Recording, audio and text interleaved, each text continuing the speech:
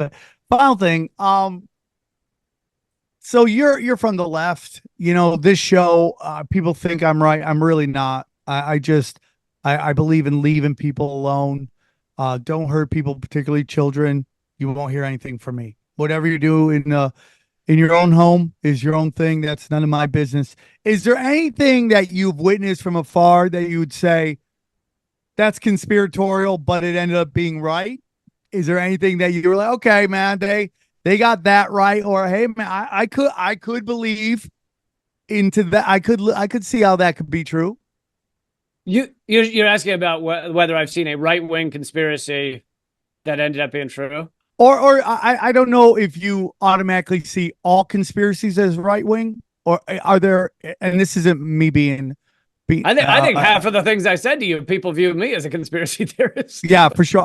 When people always say, "Oh," like Jimmy Dore, who I love with all my heart, is always like, and they see me as a conspiracy theorist. I go, I think that's a good thing. I think that is in today Well, it's because seen as a these good are thing. conspiracies.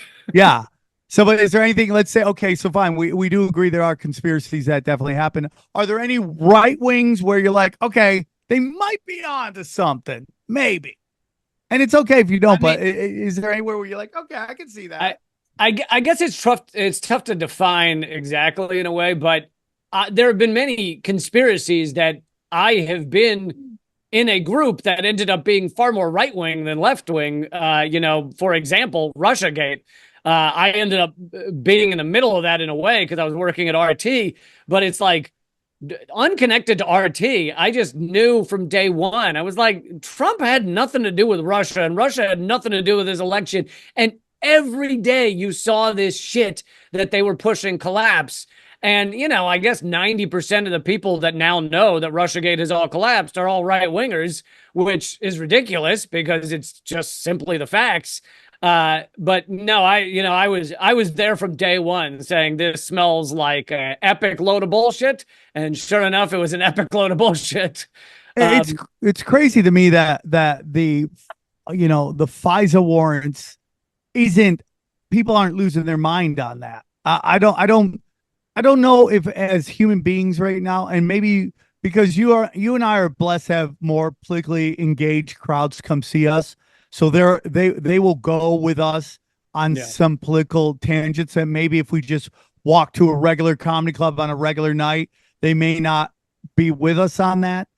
But no, I just I just can't believe that nobody sees that the Pfizer wiretaps, which was completely set up by them planting Carter Page on Trump's election team, wasn't a bigger story because to me, it's even bigger than Watergate. And Watergate isn't even what they told us. Watergate is basically, in my humble opinion, they heard a bunch of shit through escorts and they had to give a story. But Watergate seems to be Russiagate should be much bigger than Watergate, and nobody seems to care. Does that I'm, does that make you I'm, sad?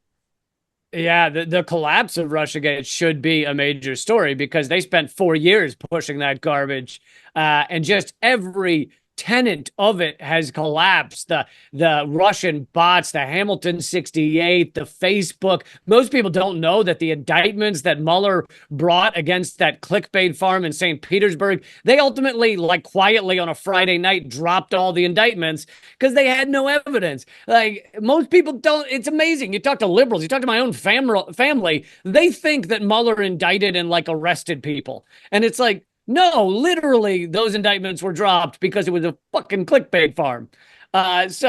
Anyway, it infuriates me that like that should be a major story that our mainstream media push that garbage. I mean, it's on the level of WMD to push that for 4 years and then be proven completely wrong. All none of those media personalities should ever be allowed to speak on air again.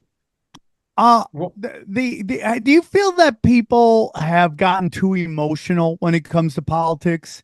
That we can't have discussions on issues that without people's emotions flooding them and just them just getting all wound up on stuff that most people would find as factual. Like, can you solve a problem if you can't talk about it?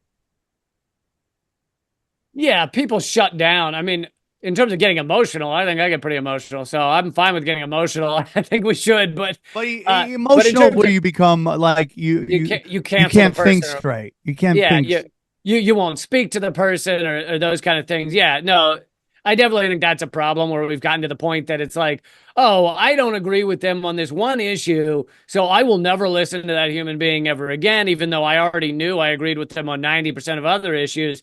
It's like, I think to some degree we should try and work together and figure out the things we can work together on, and I think that's incredibly important, and part of that is a divide and conquer of a ruling elite that wants us to never speak to the other person if they're, wrong about something.